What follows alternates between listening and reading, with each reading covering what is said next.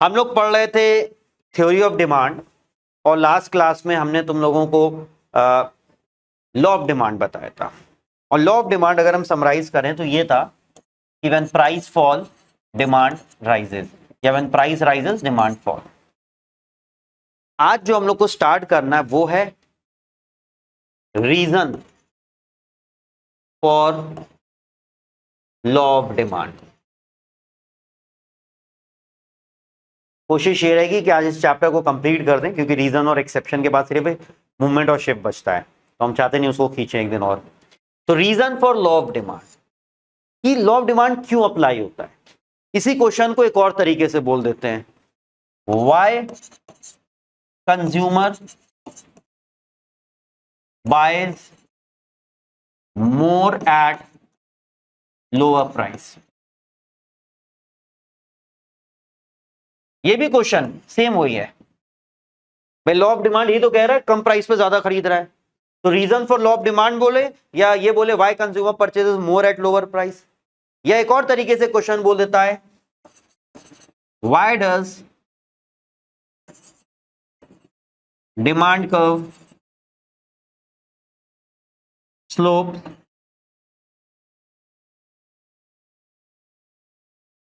Downward. इन सारे questions का मतलब सेम है, demand curve slope downward because of inverse relation. तो एक और क्वेश्चन क्या बन गया, reason for inverse relation between quantity demanded and price. चाहे किस तरीके से आपसे क्वेश्चन पूछा जाए, आंसर सब में एग्जैक्टली सेम है। क्यों? क्योंकि कंज्यूमर जब कम प्राइस पे ज्यादा खरीद रहा है, इसे ही तो इनवर्स रिलेशन कह रहे हैं, इसी की वजह से तो डाउनवर्ड स्लोपिंग हो रहा है, और यही तो लॉ ऑफ डिमांड कहलाता है। तो बेसिकली सबका रीजन सेम है, ठीक है। तो हम यहां पे जब ये एक्सप्लेन करेंगे तो हम ये एक्सप्लेन करेंगे कि कम प्राइस पे ज्यादा क्यों खरीद रहा है, वो सबका आंसर है, ठीक है। आ रही बात समझ में ना। तो अब देखो इसके कितने रीजंस हैं, हम इजी वाले से स्टार्ट करेंगे और सबसे लास्ट में सबसे डिफिकल्ट वाला बताएंगे। रीजन बीइंग, जो हमारी बुक में सबसे पहला लिखा हुआ है वो यूटिलिटी, जो कि कंज्यूमर इक्विलिब्रियम से रिलेटेड है, तो थोड़ा सा उसको समझने में अभी दिक्कत होगी, तो इसलिए हम उसको बस जैसे तैसे समझा देंगे। जब तुम वो चैप्टर पढ़ लोगे तो इसको आसानी से फिर रिलेट कर पाओगे। तो सबसे पहले हम लोग देखते हैं इनकम इफेक्ट।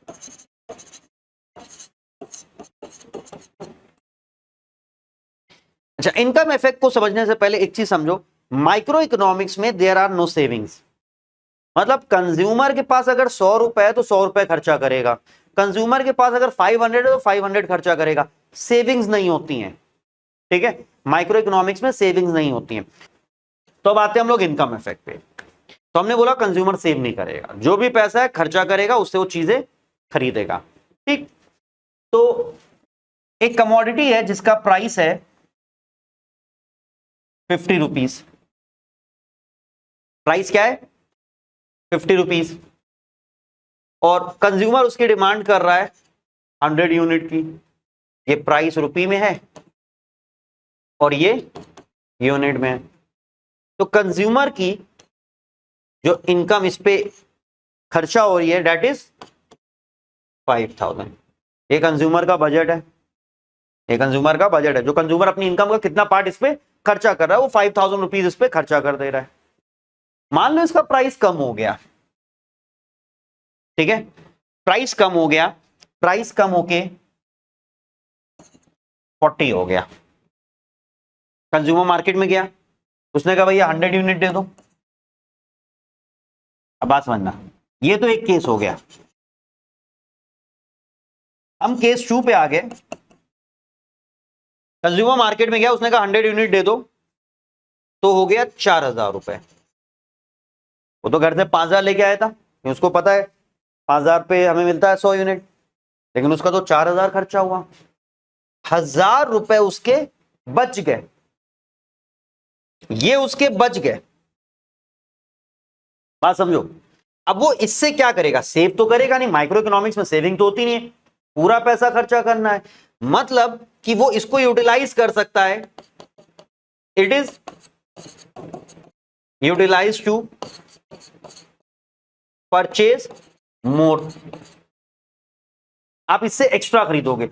तो हम बेसिकली कह सकते हैं कि कंज्यूमर की जो परचेजिंग पावर है वो बढ़ गई। परचेजिंग पावर का मतलब होता है कि वो कितनी चीजें खरीद सकता है, उसके पास जितना रुपए है उससे वो कितनी चीजें खरीद सकता है। तो अभी उसने क्या किया, पहले जितना खरीदता था आप उतना ही चीज उसने 4000 रुपीज में परचेज कर लिया, 1000 रुपए एक्स्ट्रा बच गए। ये जो एक्स्ट्रा बच गए हैं ये हम कहेंगे कि उसकी परचेजिंग पावर बढ़ गई, ये उसके लिए कहलाएगा रियल इनकम।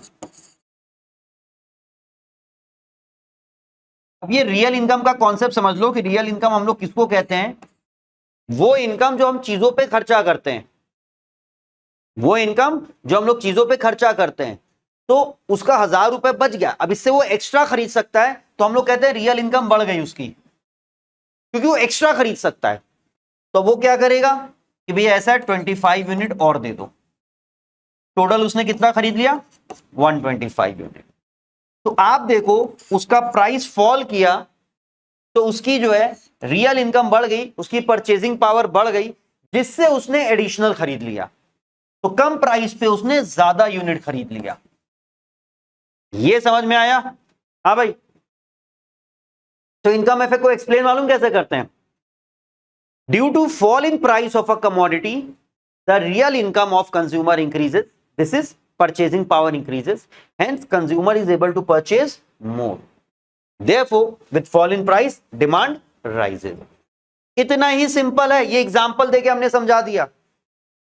लिखना क्या है, due to fall in price of a commodity the real income of consumer increases, this is purchasing power of consumer increases, hence consumer is able to purchase more, thus with fall in price consumer purchases more। और rise in price में ठीक उल्टा हो जाएगा। Rise in price में अगर ये price बढ़ के 60 हो जाए तो 100 यूनिट तो 6000 का, और उसके पास सिर्फ 5000 है, तो उसको कम करना पड़ेगा, मतलब उसकी परचेजिंग पावर क्या होगी, कम हो जाएगी। ये है इनकम इफेक्ट, और ये पहला रीजन है। याद रखो हम इनकम ऑफ कंज्यूमर नहीं एक्सप्लेन कर रहे हैं, हम इनकम इफेक्ट एक्सप्लेन कर रहे हैं कि प्राइस के कम होने से एक इनकम इफेक्ट लगता है, प्राइस से कम होने से एक इनकम इफेक्ट लगता है, जिसकी वजह से हम ज्यादा खरीदते हैं। इनकम इफेक्ट और इनकम ऑफ कंज्यूमर में डिफरेंस समझ लो। Income effect is something different और income of consumer is something different. Income of consumer is one of the factor affecting demand, और इनकम इफेक्ट ये प्राइस इफेक्ट का reason है, ठीक है, one of the cause for price, for law of demand, कि price के कम होने से आप ज्यादा क्यों खरीद रहे हो, डिफरेंस समझना। चलो तो सेकंड उस पे आते हैं, सब्स्टिट्यूशन इफेक्ट। सेम यहां पे भी सब्स्टिट्यूशन इफेक्ट, आप सब्स्टिट्यूट प्राइस वाला कॉन्सेप्ट नहीं ले रहे हो, सब्स्टिट्यूशन इफेक्ट। सब्स्टिट्यूशन इफेक्ट क्या कहता है, when price falls a commodity becomes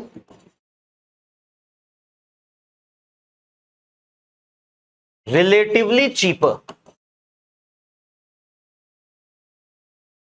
in comparison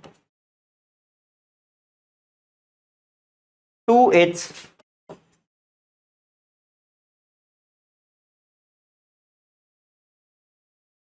substitutes। जब हमारे प्रोडक्ट का प्राइस कम हो रहा है, जैसे हमारा प्रोडक्ट क्या है, टी है, टी का प्राइस कम हुआ तो कॉफी के कंपैरिजन में वो सस्ता लगता है। ये रिलेटिवली चीपर का क्या मतलब है, उसके कंपैरिजन में हमारा प्रोडक्ट क्या लगता है, सस्ता लगने लगता है। तो ऑब्वियस सी बात है, जो सस्ता होता है उसकी डिमांड बढ़ जाती है, इस वजह से इसकी डिमांड बढ़ जाती है। इसे कहते हैं सब्स्टिट्यूशन इफेक्ट। यहां पे हम लोग सब्स्टिट्यूट के प्राइस की बात ही नहीं कर रहे हैं, यह चीज समझना। एक टर्म है सब्स्टिट्यूशन इफेक्ट,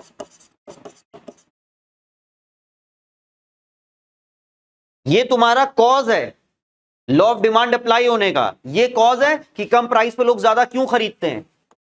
और एक होता है फैक्टर प्राइस ऑफ सब्स्टिट्यूट।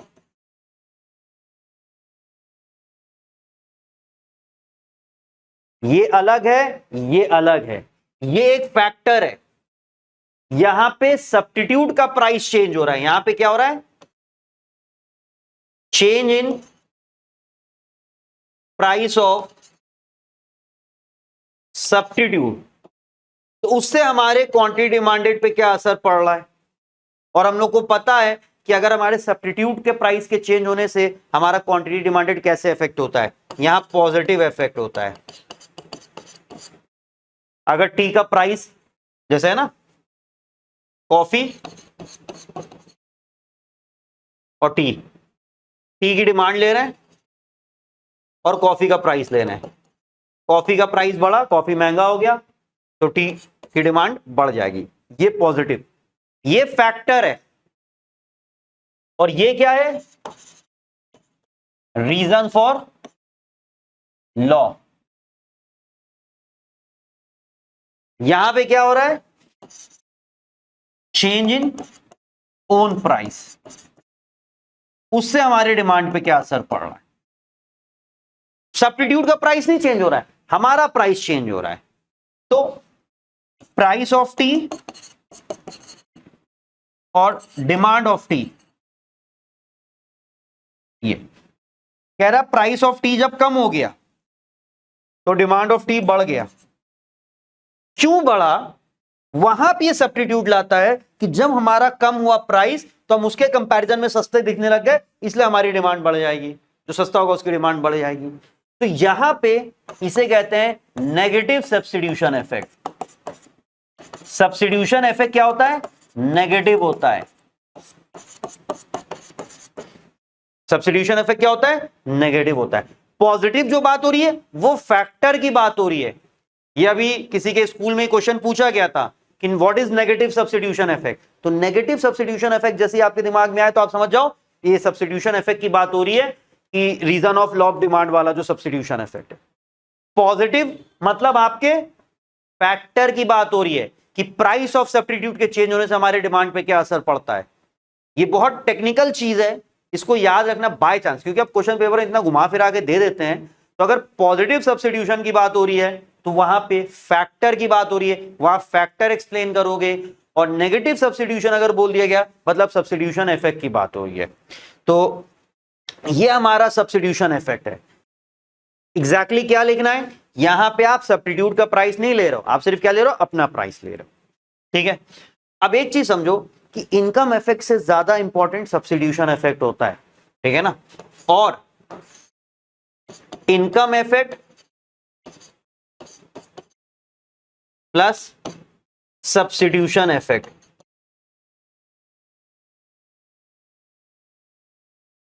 ये कहलाता है प्राइस इफेक्ट।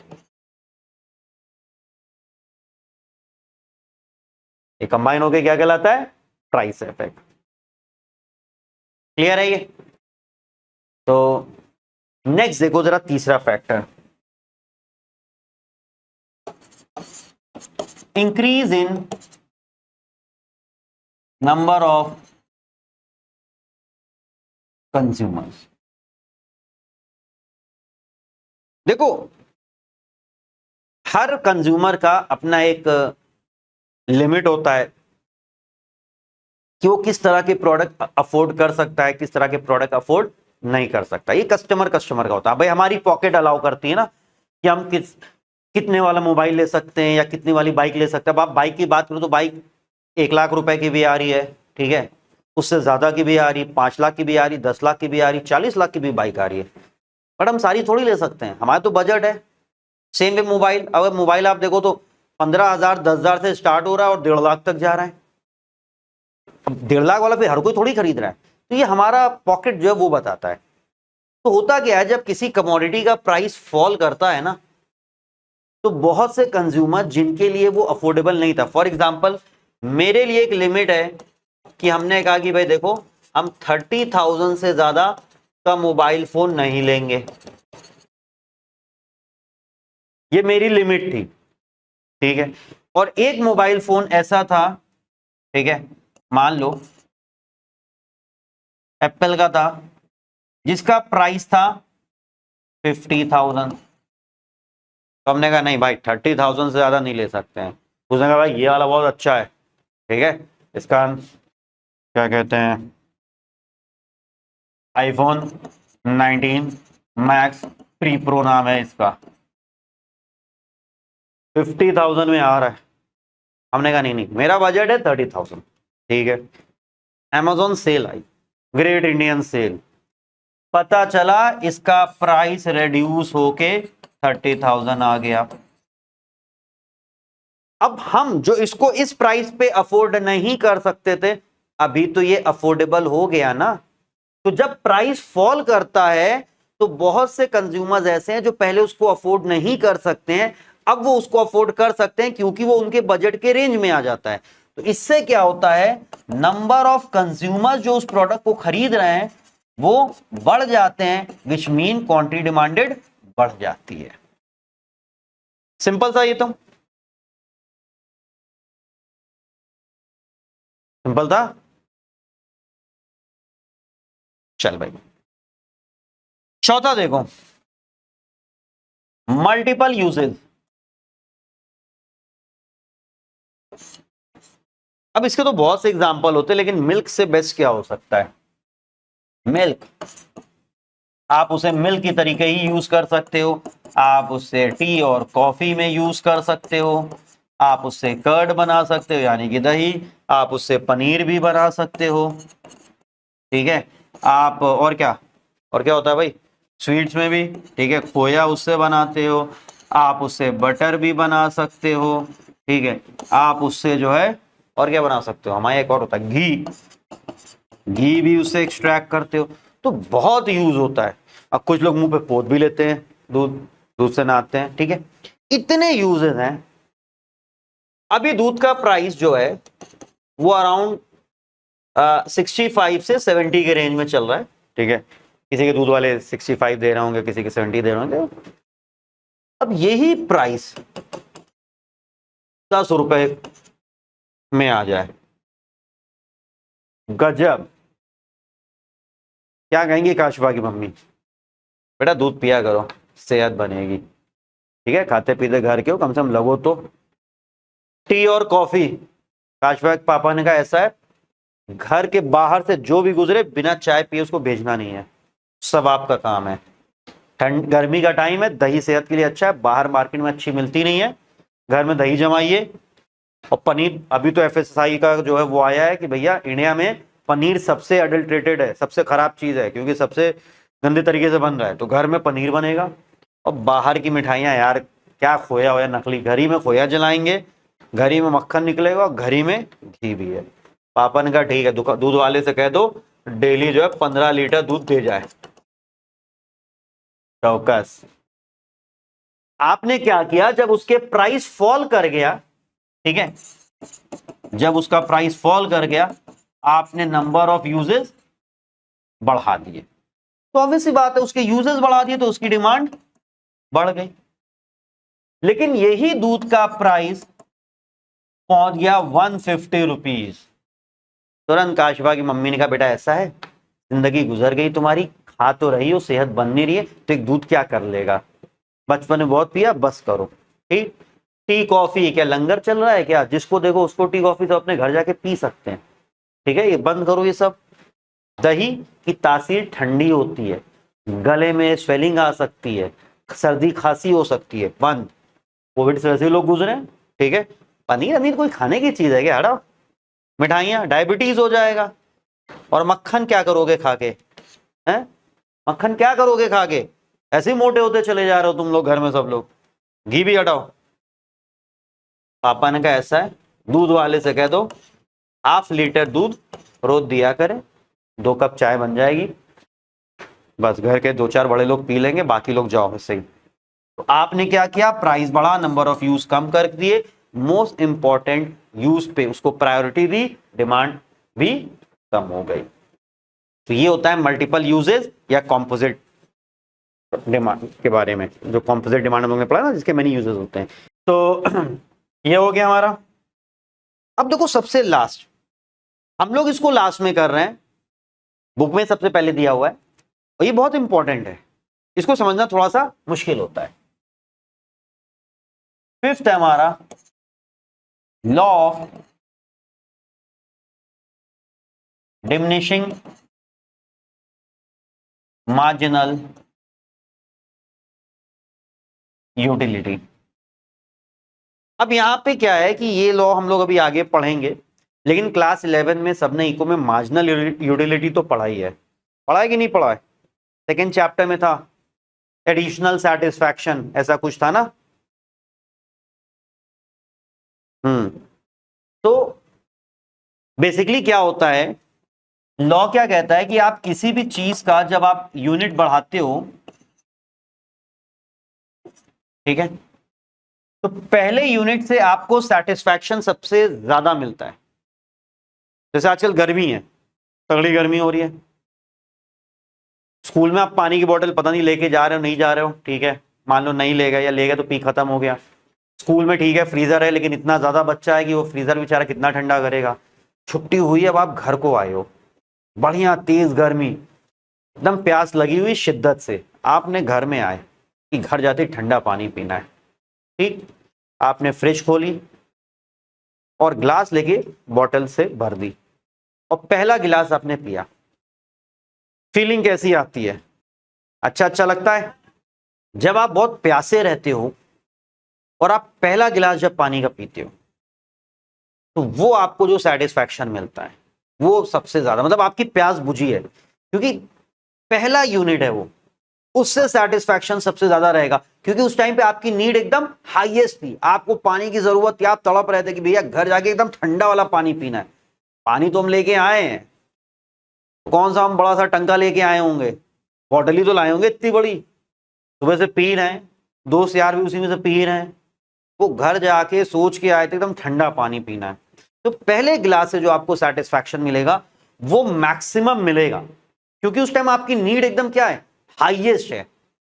अब क्योंकि एक गिलास आप पी लिया पानी, आपकी प्यास थोड़ी सी बुझ गई, ठीक है, नीड थोड़ी सी पूरी हो गई, लेकिन आपने कहा एक गिलास और पिएंगे अभी, तो जब आप सेकंड ग्लास पे जाओगे तो आपको जो सेटिस्फैक्शन है पहले से कम मिलेगा, क्योंकि आपकी नीड थोड़ी सी पूरी हो चुकी है, तो नीड अब पूरी हुई तो अब सेटिस्फैक्शन कम हो जाएगा, क्योंकि सेटिस्फैक्शन नीड के हिसाब से चलता है, नीड ज्यादा तो सेटिस्फैक्शन ज्यादा, जिस चीज की नीड नहीं उस चीज से सेटिस्फैक्शन नहीं। पेट भरा हुआ है, भरपूर खा के आए हो, उस टाइम पे कोई आपको बिरयानी या पिज्जा ऑफर करेगा ना, आप मना कर दोगे, क्योंकि आपका पेट भरा है, नीड नहीं है तो कैसे खा लोगे। भूखे हो, नीड है तो आप कहोगे लो खा लेंगे, ठीक है।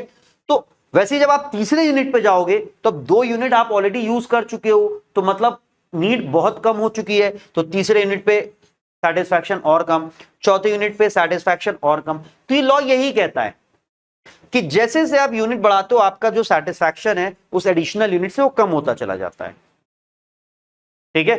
घर में कोई ऐसी चीज बन रही है जो बहुत दिनों बाद बन रही है, खासकर ऐसे गाजर के हलवे के साथ होता है, क्योंकि ठंडियों में बनता है, तो अब जिसको अच्छा लगता है उसको तो बड़ा इंतजार रहता है यार कब ठंडी आएगी, गाजर का हलवा खाएंगे। तो ठंडी आती है, अब घर में मम्मी ने बनाया, पहला कटोरा तो एकदम खाते हो आप खुशी से, लेकिन क्योंकि मन नहीं भर रहा है तो आप दूसरे कटोरे पे भी जाओगे, हो सकता है आप तीसरे कटोरे पे भी जाओ, ठीक, लेकिन पहले से जो फीलिंग आई थी ना वो दूसरे और तीसरे में नहीं आती है, और जब जरूरत से ज्यादा खा लेते हो तो लगता है कि यार ओवर हो गया है, अब कोई इसका नाम ना ले ले, वो बात अलग है, थोड़ी देर के बाद फिर मन करता है खाने का। तो यहां वही चीज है कि मन आपका भरता चला जा रहा है तो सेटिस्फैक्शन कम होती चली जा रही है, ये चीज एक हो गई, ठीक है ना। अब कंज्यूमर क्या है कि कंज्यूमर का काम ही है गुड्स एंड सर्विसेज को कंज्यूम करना, तो consumer always try to achieve equilibrium, ये हम लोग अभी आगे पढ़ेंगे नेक्स्ट चैप्टर में, while consuming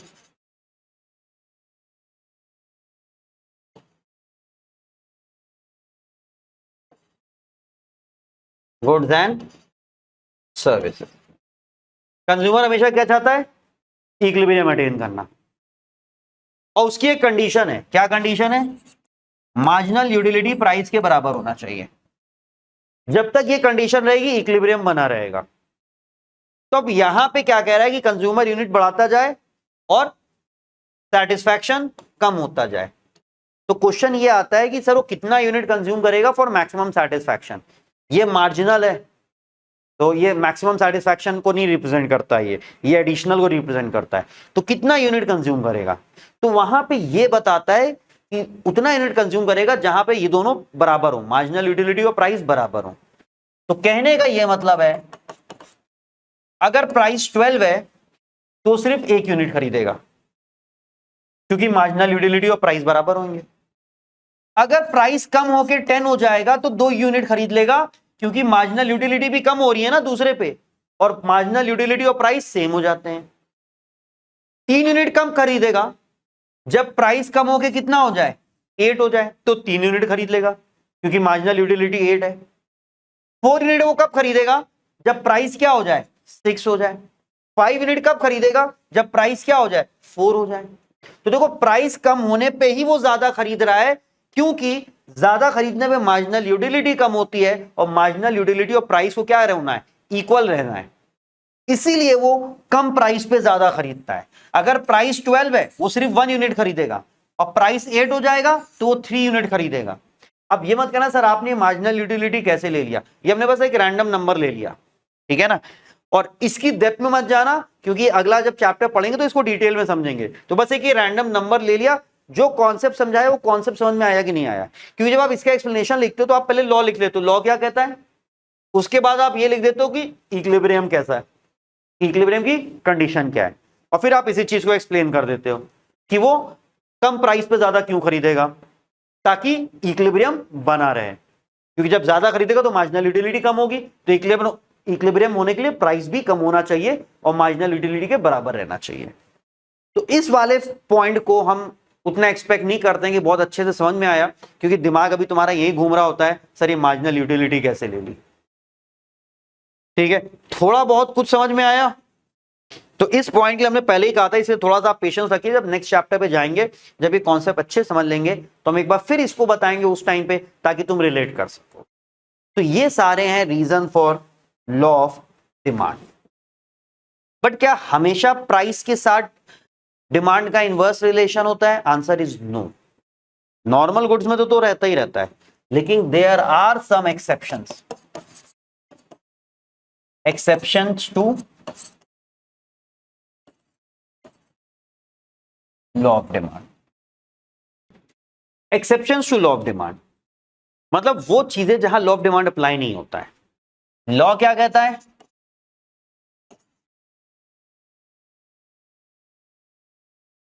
लॉ क्या कहता है कि प्राइस और डिमांड में इनवर्स रिलेशन है, मतलब डाउनवर्ड स्लोपिंग डिमांड कब होता है।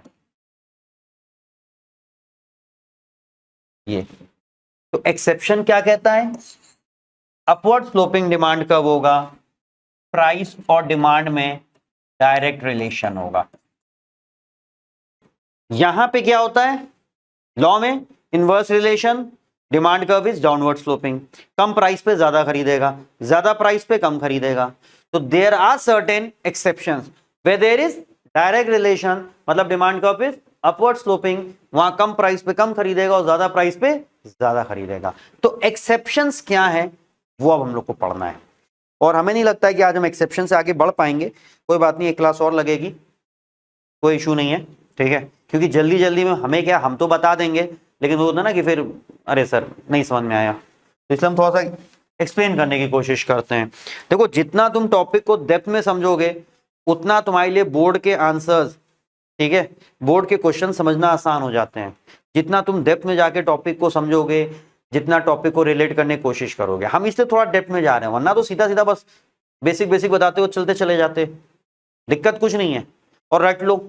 बट क्वेश्चन पेपर वैसा नहीं आ रहा है ना, क्वेश्चन पेपर तो ऐसा आ रहा है कि हमें टॉपिक को समझना है, अच्छे से डेप्थ में समझना है। जितने तुम्हारे दिमाग में क्वेश्चन आ रहे हैं सब सामने रख दिया करो, सर ये बता दिए, सर वो बता दीजिए, ठीक है। बाद में मैसेज कर दिया करो, हम नेक्स्ट क्लास में उसको एक्सप्लेन कर देंगे। कि जितना तुम्हारे दिमाग में खुराफात चलेगी, जितने तुम्हारे दिमाग में क्वेश्चन आएंगे, उतना तुम्हारे लिए वो अच्छा रहेगा। सारे क्वेश्चंस के आंसर देंगे भाई। देखो जरा पहले गिफिन गुड्स। गिफिन गुड्स क्या होते हैं? ये होते हैं हाईली इंफीरियर गुड। हम लोग ने एक इंफीरियर गुड पढ़ा था जब हम लोग ने इनकम वाला पॉइंट पढ़ा था, तो हमने वहां पे एक चीज बताई थी कि जरूरी नहीं है कि सारे जो इंफीरियर हो सबके लिए इंफीरियर हो।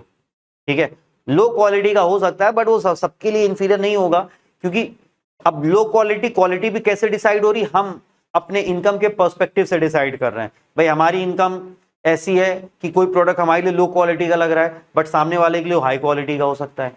लेकिन गिफ्ट गुड्स क्या होते हैं? ये हाईली इंफीरियर होते हैं, ये एकदम लो क्वालिटी के होते हैं और इनका प्राइस भी बहुत कम होता है, तो ये सबके लिए इंफीरियर होते हैं। याद रखना, ये सबके लिए इंफीरियर होते हैं, इसलिए बोला जाता है all gift goods are inferior good but all inferior good are not given goods। ये स्टेटमेंट याद रखना, ये स्टेटमेंट अभी हम एक्सप्लेन नहीं करेंगे तुम लोग को, ठीक है, इसका रीजन भी होता है, तो वो प्रॉपर एग्जैक्टली आंसर क्या लिखना है वो हम अभी नहीं एक्सप्लेन करेंगे।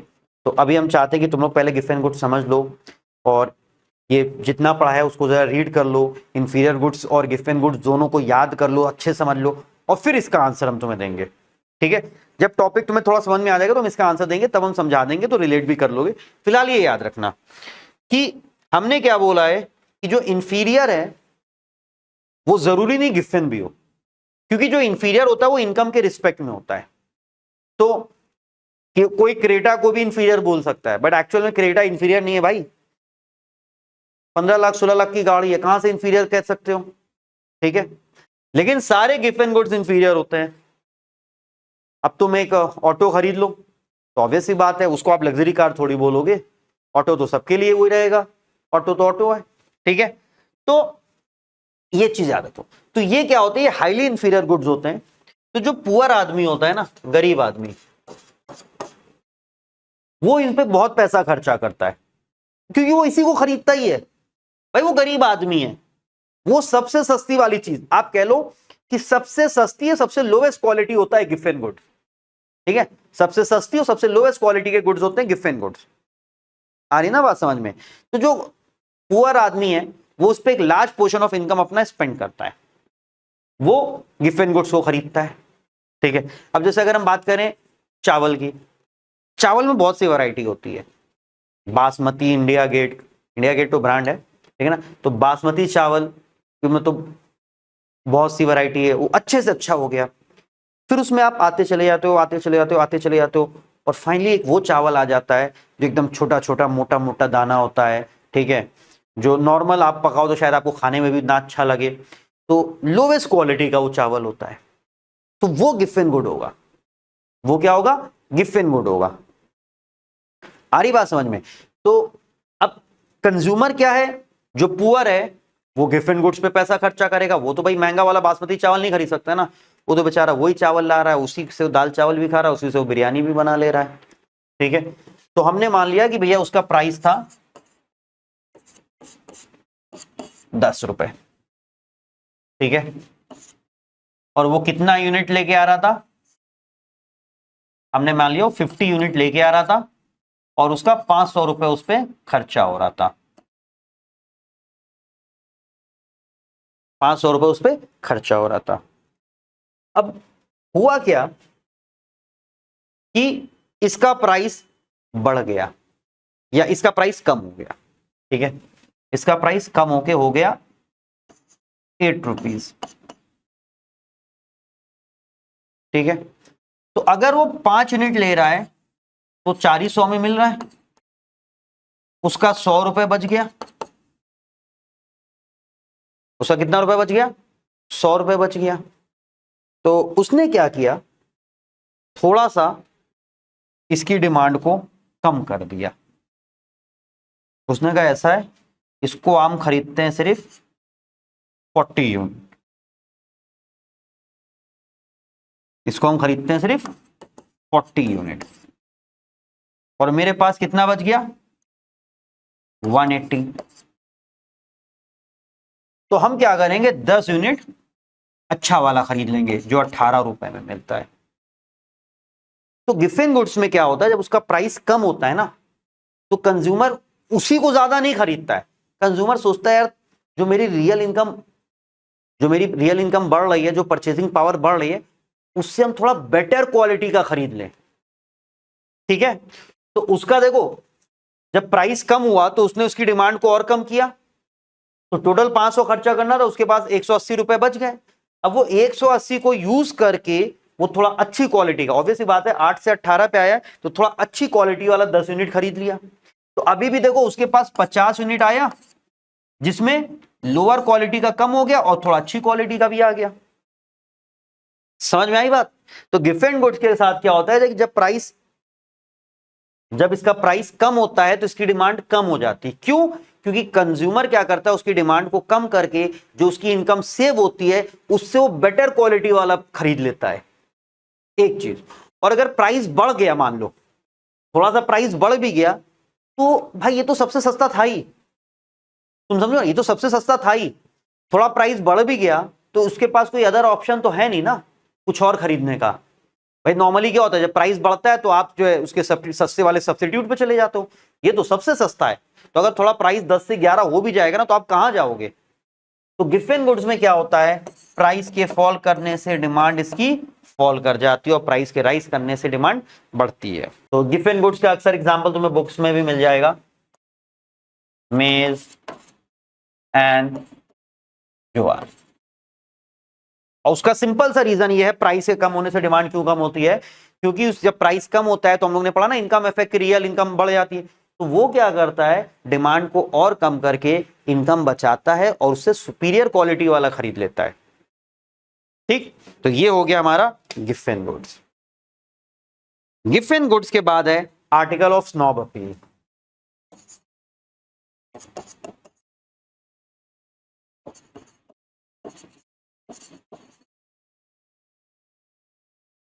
अमीरों के चोचले, status symbol. Article of snob appeal कहा जाता है उन प्रोडक्ट्स की डिमांड जो स्टेटस सिंबल का पार्ट बनती हैं।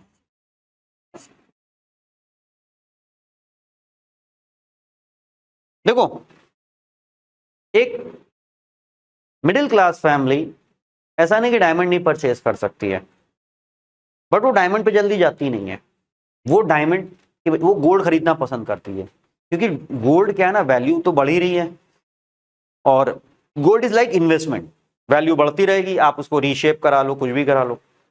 डायमंड तो पत्थर है, अब आपने एक नेकलेस बनवाई, उसमें फिट किया पत्थर, अब आपने कहा यार इसको दूसरे नेकलेस में करवाना है, तो अब उसको पिघला के थोड़ा रीशेप थोड़ी कर सकते हो, उसको काटना पड़ेगा, छोटा हो जाएगा। जैसे कोहिनूर डायमंड के बारे में सुनते हैं कि जब वो था तो बहुत बड़ा था, अभी उसका साइज छोटा हो गया है। क्यों? क्योंकि जब एक बंदे से दूसरे बंदे के पास गया तो उसने सोचा अच्छा उसको यहाँ फिट कर दें, तो उसके हिसाब से उसको छटवा देता था, तो वो काफी छोटा हो गया। तो डायमंड के लिए इसलिए बोला जाता है हीरा है सदा के लिए, डायमंड इज फॉर एवर। क्यों? क्योंकि एक बार आपने खरीद लिया ना तो आप उसको बेचते रहिए, उसकी रीसेल नहीं करते हो, आप रखे रहते हो, क्या करोगे। ठीक है, तो आप उसको एक बार पेंडेंट बनवा ले तो वो पेंडेंट में रखोगे, चेंज करोगे कटे पिटे का छोटा हो जाएगा, क्या फायदा होगा। तो नॉर्मल आदमी वो पहनता नहीं है, तो अमीर औरतें जो है डायमंड पसंद करती हैं, डायमंड रिंग, ऐसी चीजें जो नॉर्मली हर कोई नहीं पहनता है, हर कोई यूज नहीं करता है, वो उस पे जाती हैं, क्योंकि वो बनाता है स्टेटस। अब तुम नैनो कार खरीद के थोड़ी दिखाओगे नैनो कार खरीद के लिए हमारा स्टेटस सिंबल, या सस्ता खरीद के थोड़ी स्टेटस बनता है। स्टेटस सिंबल बनता है जब आप एंटीक चीजें खरीद लेते हो या ऐसी चीजें खरीदते हो जो सबके पास ना हो, जिसके लिए आपको बहुत ज्यादा प्राइस पे करना पड़े, क्योंकि आप अपनी वेल्थ का शो ऑफ कर रहे हो, आप अपनी वेल्थ का क्या कर रहे हो, शो ऑफ कर रहे हो। तो ऐसे केस में जब प्राइस बढ़ता है तो आप डिमांड को बढ़ा देते हो, महंगा हो गया हम खरीदेंगे, तभी तो स्टेटस बनेगा कि भाई देखिए कोई नहीं खरीद रहा था, ये खरीद पाई, इतना महंगा, ऐसे तो लोग बोलते ना। तो आप अपना वेल्थ का शो ऑफ करते हो, तो सस्ता होगा तो क्या करोगे, डिमांड को कम कर दोगे। सस्ते से कहां स्टेटस बन रहा है, अभी हम गए 500 रुपए में 2 जीन्स ले आए, इससे थोड़ी स्टेटस बनेगा। स्टेटस कैसे बनता है भैया, इनकी एक जीन्स की कीमत 5 लाख रुपए है। गजब। आता है ना अक्सर कि किसी सेलिब्रिटी का वो जरा सा बैग है, वो कितने का है, 2 लाख का है, 5 लाख का है, 8 लाख का है, तो आप कहते हो वाओ, इससे स्टेटस बन रहा है। ठीक है, तो वो होता है आर्टिकल ऑफ स्नॉब अपील। इसी को याद रखो कॉन्स्पिशियस कंजम्पशन भी कहते हैं।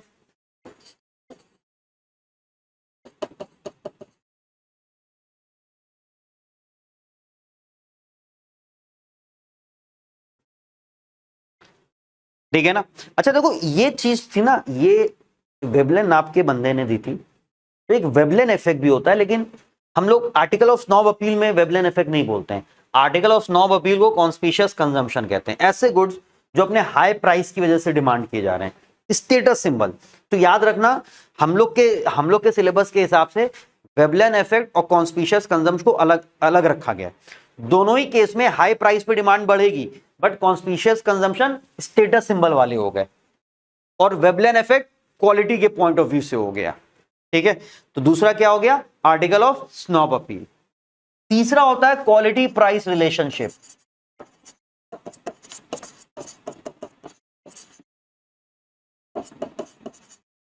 अब ये क्या होता है, जहां पे हम प्राइस को जो है मान लेते हैं इंडेक्स ऑफ क्वालिटी।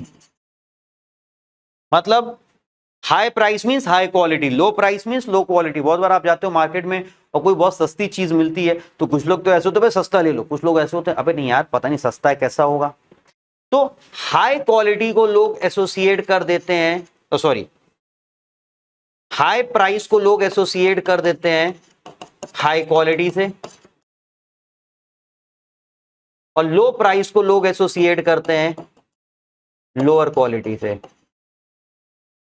खासकर अगर आप हेल्थ केयर सेक्टर की बात करो, हेल्थ एंड हॉस्पिटल, तो आप क्या सोचते हो यार महंगा हॉस्पिटल अच्छा हॉस्पिटल होगा।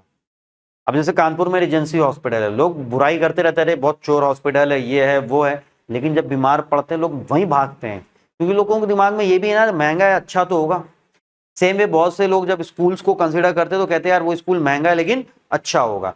तो कभी कभी आप क्या करते हो ना, high price means high quality, तो फिर उस केस में क्या होगा, जब प्राइस बढ़ेगा तो उसकी डिमांड बढ़ जाती है सोच के इसकी क्वालिटी अच्छी है, और जब प्राइस कम होगा तो उसकी डिमांड कम हो जाती है क्यों भाई उसकी क्वालिटी खराब हो गई है। और इसको बोलते हैं वेबलेन इफेक्ट।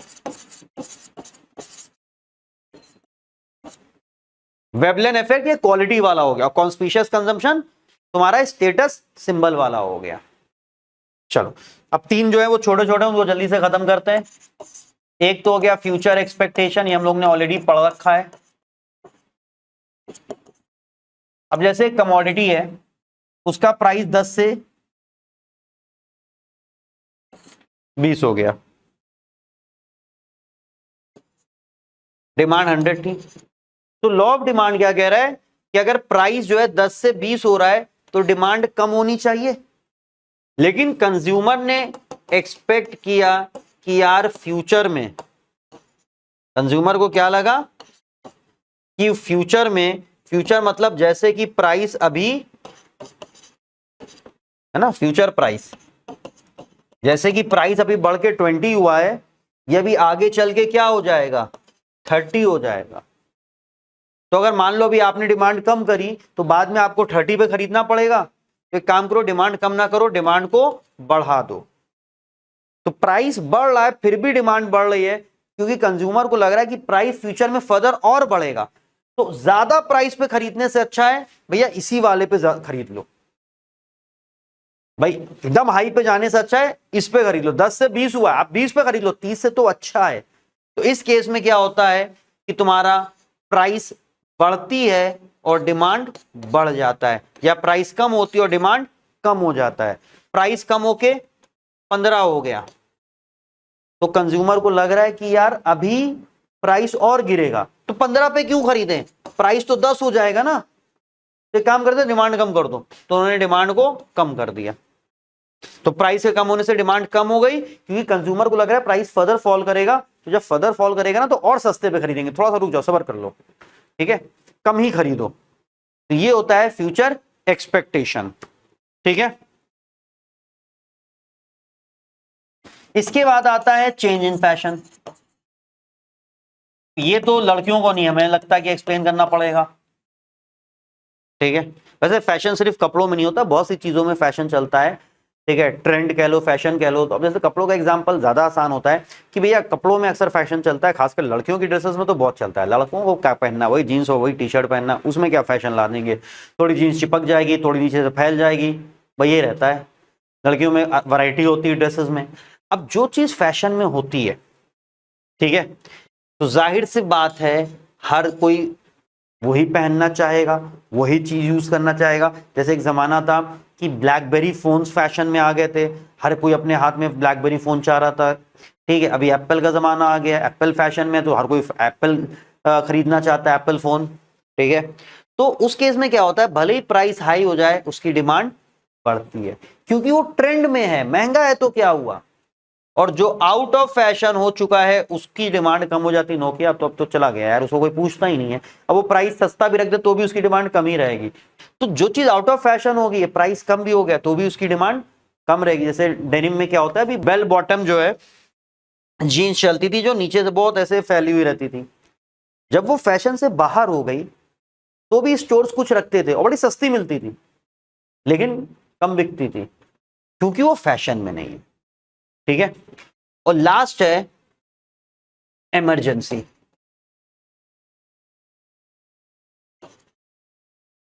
कोविड आया था, लॉकडाउन लगा था, वो इमरजेंसी थी। तो इमरजेंसी में क्या होता है, लोगों को रहता है कि भैया शॉर्टेज हो जाएगा, तो चीजों के प्राइस बढ़ते हैं, फिर भी उसकी डिमांड बढ़ रही होती है। सैनिटाइजर, सैनिटाइजर खूब कोविड में महंगा बिका और डिमांड भी उसकी हाई थी, ठीक है। ग्लव्स महंगे महंगे बेच रहे थे लोग, डिमांड भी उसकी हाई थी। तो इमरजेंसी सिचुएशन जब होती है, लाइक कोई कंट्री वॉर पे चली गई है, ठीक है, या ऐसी कोई नेचुरल क्लैमिटी आ गई, या जैसे हम लोग ने लॉकडाउन देखा, तो उस केस में क्या होता है कि लोगों को लगता है कि चीजों की शॉर्टेज हो जाएगी, अवेलेबिलिटी नहीं होगी, तो लोग चीजों की डिमांड करते हैं, भले ही चीजों के प्राइस कितने हाई हो जाते हैं, तो प्राइस बढ़ते चले जाते हैं और डिमांड भी बढ़ती चली जाती है। तो इस केस में भी लॉ ऑफ डिमांड अप्लाई नहीं होता है। तो इसको आज के लिए इतना ही रखेंगे। आज हम लोगों ने 2 टॉपिक किए हैं, reason for law of demand and exception to law of demand. अब सिर्फ एक लास्ट टॉपिक बचेगा, मूवमेंट और शिफ्ट वाला, बहुत इंपॉर्टेंट है क्योंकि उसका यूज चैप्टर 5 में बहुत ज्यादा होता है, तो उसको नेक्स्ट क्लास में कंप्लीट करते हैं।